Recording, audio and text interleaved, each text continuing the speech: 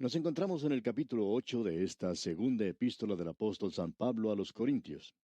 Usted ya habrá descubierto, si está leyendo con nosotros, y esperamos que así sea, que ahora cambia el tema de la epístola. En los primeros 7 capítulos, Pablo habló sobre el consuelo de Dios, y esperamos que haya sido una bendición para su corazón. Esperamos que lo que consideramos anteriormente le haya traído consuelo y aliento, estímulo a su vida, que todo eso le haya brindado ayuda y fortaleza, y que le haya permitido saber que tiene a alguien que le puede ayudar hoy mismo en su vida cristiana. Ahora, la reacción más natural al leer los capítulos anteriores sería decir: Pablo, díganos más en cuanto a esto. Pero Pablo cambia el tema aquí. ¿Y sabe usted de qué habla Pablo en el capítulo 8? Habla de una colecta de dinero para los pobres que están en la ciudad de Jerusalén. Y nos hace descender a esta tierra de una manera súbita. Porque ahora el tema trata del ofrendar cristiano. Antes era el vivir cristiano, ahora es el dar cristiano. Y el dar es una parte tan vital como lo es el vivir. En esta sección probablemente digamos algunas cosas que son un poco diferentes, quizá un poco revolucionarias para usted. Pero antes que usted lo descarte, esperamos que se agarre firmemente de esto. Ahora, en los primeros 6 versículos de este capítulo 8, el apóstol Pablo nos da un ejemplo de lo que es el ofrendar cristiano. Luego, en los versículos 7 hasta el 15, él nos da una exhortación para dar cristianamente. Y luego él da una explicación del dar cristiano y continúa con ese tema hasta el versículo 5 del capítulo 9. Y entonces finaliza esta sección con un mensaje de estímulo para el ofrendar cristiano que se encuentra en los versículos 6 al 15 de ese capítulo 9. De modo que tenemos aquí en esta sección algo realmente maravilloso, y lo podremos ver claramente al entrar a estudiar este tema. Ahora, la experiencia nos enseña que no es necesario presentar muchos mensajes sobre el ofrendar cristiano. A veces, sin insistir en este tema, lo que el pueblo de Dios da en las iglesias se puede multiplicar, se puede duplicar o triplicar varias veces en un período de 10 o 20 años. Creemos que eso es lo que se debe hacer en nuestros días en lugar de tratar de promover algo. Por esa razón no nos gustan esos métodos de alta presión que se utilizan hoy, especialmente por medio de la radio, donde la tarea principal es alcanzar a la gente en general y donde hay muchos que son incrédulos. Ellos deberían estar escuchando la predicación de la palabra de Dios. Creemos que la radio es donde uno debe predicar la palabra de Dios y no donde se trata de promover otras cosas, porque muchos de los que escuchan no son creyentes. Ahora, esto es importante y esta sección ante nosotros lo menciona y creemos que se le debería prestar más atención en la actualidad. Aquí en los capítulos 8 y 9 de esta segunda epístola a los Corintios, encontramos la sección más larga y completa que trata con la forma de dar, de ofrendar, por parte de los creyentes que tenemos en las Escrituras. En realidad, todo lo que necesitamos saber se menciona aquí. No hay reglas o leyes, pero sí hay ciertos principios muy claros para el ofrendar. Quizás esto le llame la atención, amigo oyente, y sea algo diferente para usted. Alguien quizá diga: bueno, yo pensaba que había que dar el diezmo. Pero eso no es así. No estamos de acuerdo con los que dicen eso. Esa no es la regla para este tiempo actual. Quizá pueda ser un principio que usted quisiera seguir, pero no es una regla para nadie. Ahora, la palabra que se destaca en esta sección es la palabra gracia. Ahora, si usted ha leído el capítulo 8, habrá notado que esta palabra gracia ocurre como 4 o 5 veces y que en el capítulo 9 aparece 2 o 3 veces más. Así que es mencionada varias veces en estos 2 capítulos. Y Pablo habla acerca de la gracia y la gracia de dar, y por tanto llega a ser algo muy importante. Vamos a mirar algunos de estos pasajes donde es mencionada. En el primer versículo de este capítulo 8 de la segunda epístola a los Corintios leemos: Asimismo, hermanos, os hacemos saber la gracia de Dios que se ha dado a las iglesias de Macedonia. Aquí Pablo la llama la gracia de Dios, es decir, algo que se le ha dado a la iglesia. También en el versículo 4 se menciona, y dice este versículo 4: pidiéndonos con muchos ruegos que les concediésemos el privilegio de participar en este servicio para los santos. Aquí la palabra en sí no se menciona directamente. Se indica que los creyentes de Macedonia pidieron que se les concediese el privilegio de participar. El don que recibieron era el de la gracia. Luego sigue diciendo participar en este servicio para los santos. Y esa es otra palabra maravillosa que Pablo usa y que tiene un gran significado para nosotros. Se nos dice otra vez que él está hablando a los creyentes de Corinto. Les está contando de la gracia que se le había dado a la iglesia de Macedonia y esperaba que los de Corinto tuvieran la misma gracia. Quisiéramos ahora hablar por unos momentos sobre esta palabra gracia. Observemos esto porque es una sección muy importante. Decimos hoy, o sea, los teólogos dicen que es el don inmerecido de parte de Dios, y estamos de acuerdo con eso. Pero eso no describe esta palabra en su totalidad. Es posible que esto le haga perder a uno el gran significado que tiene. En el griego clásico uno encuentra que la palabra griega caras quiere decir una gracia exterior como la belleza, la hermosura, lo que se conoce como gracia en una persona, amabilidad, buena voluntad, gratitud, delicia, placer. Uno encuentra que hay tres gracias: buena, bella y noble. Los griegos tenían una mente misionera y ellos querían compartir esto con los demás. Por lo tanto, el Espíritu Santo buscó y encontró esta palabra y le dio una nueva brillantez, una nueva gloria, y los escritores cristianos la adoptaron. Pablo la usa una y otra vez. Escuche esto por un momento, ya que pensamos que es de suma importancia, repetimos. La gracia de Dios es la pasión que Dios tiene por compartir toda su bondad con los demás.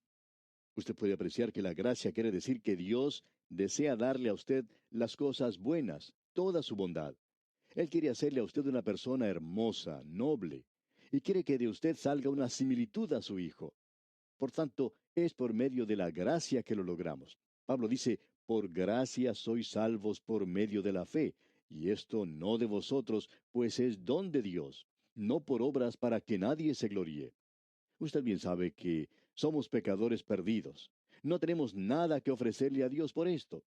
Así que Él lo hizo por gracia. Él tenía esta pasión para querer salvarnos, pero no lo podía hacer de una manera arbitraria. Él nos amaba, pero no podía arbitrariamente hacerlo. De modo que Él tuvo que proveer un medio y así envió a su Hijo Jesucristo a morir.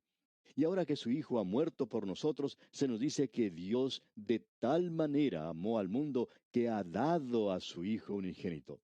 Dios está en esta empresa de dar y no de recibir, y creemos que eso lo debemos dejar bien en claro. Muchas veces damos la impresión de que Dios es pobre y que necesita nuestra ayuda. Bueno, amigo oyente, Él no la necesita. Dios no es pobre. Él le dijo a su pueblo, mía es toda la bestia del bosque y los millares de animales en los collados. También dijo que el oro y la plata le pertenecían. Si yo tuviera hambre, no te lo diría a ti, porque mío es el mundo y su plenitud. Eso es lo que Dios dice. Dios no tiene hambre, Dios no tiene necesidad de nada. Algunos de sus obreros sí tienen necesidad de algo y de muchas cosas. La obra radial, por ejemplo, tiene necesidad. Nuestro ministerio radial necesita su apoyo. Pero debemos tener mucho cuidado hoy. Y usted tiene que dar como una gracia de Dios, porque usted cree en la radio, porque este ministerio le ha ayudado a usted o porque usted cree que es lo que despierta un gran interés en usted mismo. No tiene que dar de una manera obligada. Y Pablo deja eso bien en claro. Él dice que uno no debe dar nunca de esa manera. Y ya volveremos a esto más adelante. La iglesia primitiva consideraba el dar como una gracia, era una pasión, un deseo abrumador de compartir las cosas de Dios con los demás. Ahora queremos que usted note aquí que había una situación local, particular, y que debemos reconocer eso. En otras palabras, la iglesia de Jerusalén había sido la primera en compartir el Evangelio. El Evangelio había comenzado allí en esa ciudad. Me seréis testigos, dijo el Señor, comenzando en Jerusalén. Los apóstoles amaban la ciudad de Jerusalén y querían quedarse allí, pero luego la persecución los obligó a salir de ese lugar y fueron esparcidos por todas partes. Dice, en toda Judea, en Samaria y hasta lo último de la tierra. Ahora, la iglesia de Jerusalén fue debilitada a causa de esta persecución. En realidad, había mucha hambre en ese tiempo y había muchos que estaban en la pobreza. Durante el transcurso de su tercer viaje misionero, Pablo estaba recolectando fondos para ayudar a los creyentes en Jerusalén. Eso era algo revolucionario. Aquí tenemos a las iglesias en el campo misionero enviando una ofrenda a la iglesia madre, por así decirlo, o la iglesia que lo había comenzado todo. En el día de hoy, enviamos a los misioneros y los apoyamos en el campo misionero. Pero en aquel día, el campo misionero estaba apoyando, estaba ayudando a la iglesia de donde habían salido los misioneros. Pablo no podía ir a Corinto todavía y por eso envía sus instrucciones de cómo debían ellos ofrendar. Él pensaba ir a Corinto y por tanto él dijo que no quería que se hiciera una promoción de esto cuando él llegara allí. Esto es un poco diferente a lo que se acostumbra a hacer en algunos lugares en nuestros días. Cuando invitamos a algún predicador a que nos visite, le decimos, venga, hagamos unas reuniones y mientras usted está allí, pues vamos a recoger una ofrenda de amor para usted. Así me sucede a mí, por ejemplo, cuando soy invitado a alguna iglesia para predicar. Lo interesante aquí es que el apóstol Pablo está diciendo que no quería que ellos tomaran el tiempo para hacer eso cuando él los visitara. No quería gastar su tiempo hablando de dinero. Lo que quería hacer era predicar la palabra de Dios y lo otro debería hacerse de antemano. Y si la iglesia de hoy, amigo oyente, fuera esa clase de iglesia, entonces las ofrendas se tomarían mucho tiempo antes de que un evangelista o algún otro predicador los llegara a visitar. Pero nosotros tenemos que poner énfasis en eso, y es porque hemos llegado a tal situación. Ahora hay ciertos principios derivados de esta situación local que le da cierto matiz a lo que está sucediendo y a lo que Pablo dijo. Ahora, la situación local hace mucho tiempo que ha desaparecido, pero los principios permanecen. Y pensamos que son tan claros y tan nítidos como si Pablo los hubiera dado en nuestros días. Pablo cita en primer lugar a los creyentes en Macedonia como ejemplo en el ofrendar cristiano. Se refiere a la iglesia de Filipos. Aquí uno encuentra los motivos y los métodos. Esperamos que usted los llegue a conocer. Pablo dice que la gracia de Dios, es decir, esto de dar, fue una gracia que le fue otorgada a las iglesias de Macedonia. Y en el versículo 2 de este capítulo 8 de la segunda epístola a los Corintios dice que en gran prueba de tribulación, la abundancia de su gozo y su profunda pobreza abundaron en riquezas de su generosidad. Esta es una declaración tremenda. Ellos dieron de su pobreza, no de sus riquezas ni de lo que les sobraba. Nosotros realmente no sabemos nada de eso en nuestros días. Y continuamos en el versículo 3, pues doy testimonio de que con agrado han dado conforme a sus fuerzas y aún más allá de sus fuerzas. En primer lugar, ellos se habían comprometido con Dios. Escuchemos lo que dice aquí el versículo 4, pidiéndonos con muchos ruegos que les concediésemos el privilegio de participar en este servicio para los santos. El don que ellos recibieron era de gracia. Dios les había dado la gracia de dar. Y lo que ellos estaban dando era una gracia, era una participación. Eso quiere decir compartir las cosas de Cristo.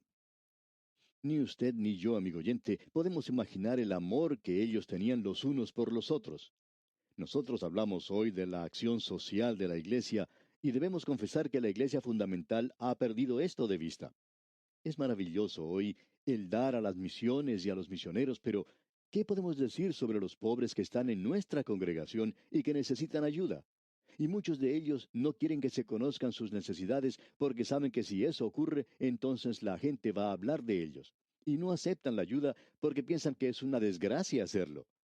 Y tenemos que decir que hay personas que son muy susceptibles y que piensan que algunos de los que forman el comité de ayuda, el comité financiero, podrían hablar y que luego se enterarían sus esposas y por ende toda la iglesia.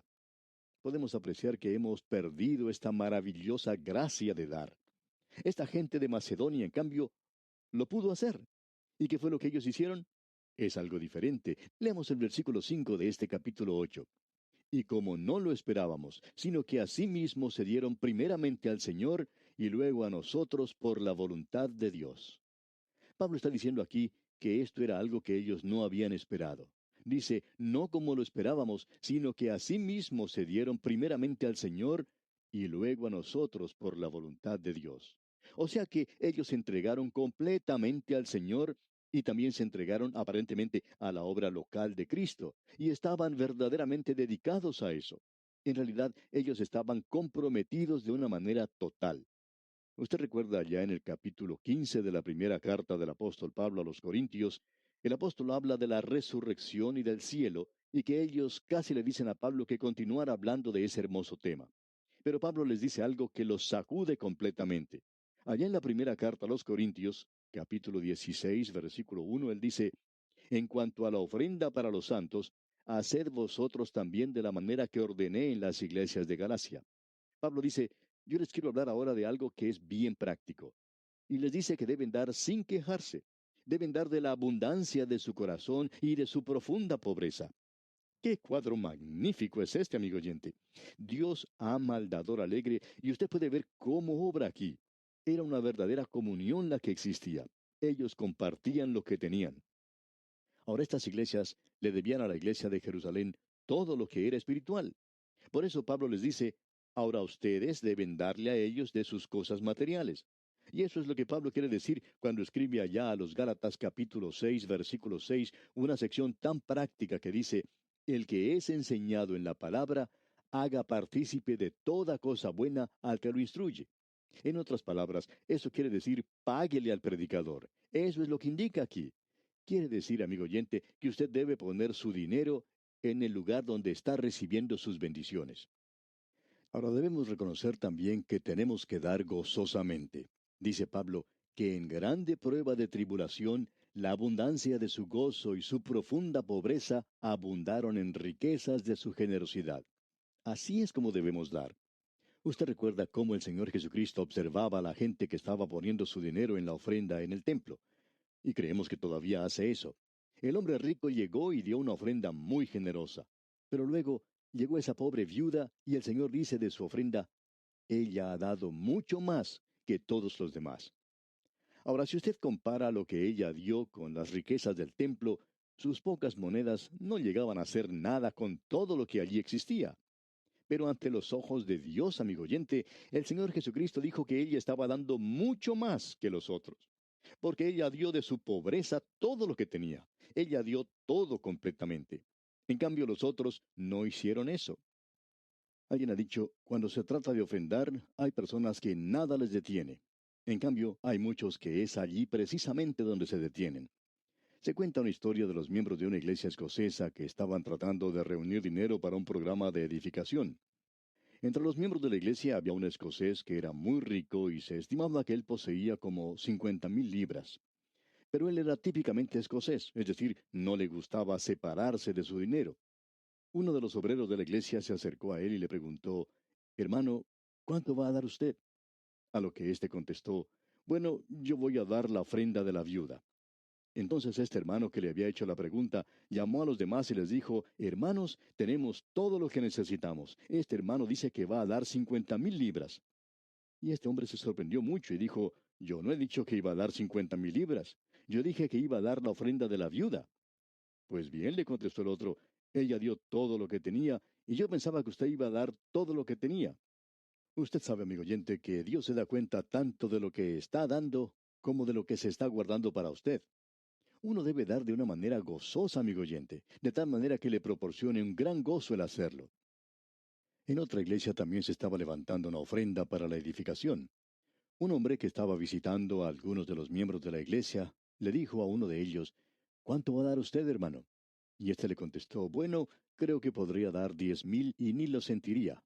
Entonces el otro le dijo, ¿por qué no nos da 20,000 y así lo puede sentir un poquito más? Usted puede ver que la bendición llega solamente cuando uno lo siente. Eso es lo que quiere decir eso de que es mejor dar que recibir. Los creyentes de Macedonia se habían entregado a sí mismos. Y amigo oyente, si Dios no lo tiene a usted mismo, entonces no tiene nada. Él no quiere lo que usted tiene para dar. Si Él no tiene su mano, Él no quiere lo que usted tiene en su mano. Quisiéramos dejar esto bien en claro. Si usted no es un creyente y está escuchando nuestro programa, francamente esperamos que usted no dé nada hasta cuando tome a Cristo en su corazón y hasta cuando reciba el don de Dios que es la vida eterna en Cristo. Entonces podemos hablar sobre dar. Pero hasta cuando eso ocurra, Dios no quiere que usted dé nada. Y ya que Él no quiere que usted dé nada, nosotros tampoco lo queremos. No creemos que esa sea la forma más acertada de hacerlo. Es cuando uno llega a este lugar de entregarse a sí mismo de una manera total, entonces estará preparado para dar de su bolsillo. Y luego el apóstol Pablo dice en el versículo 6 de este capítulo 8 de su segunda epístola a los Corintios, de manera que exhortamos a Tito para que tal como comenzó antes, asimismo acabe también entre vosotros esta obra de gracia. Esto es algo maravilloso. Asimismo acabe también entre vosotros esta obra de gracia.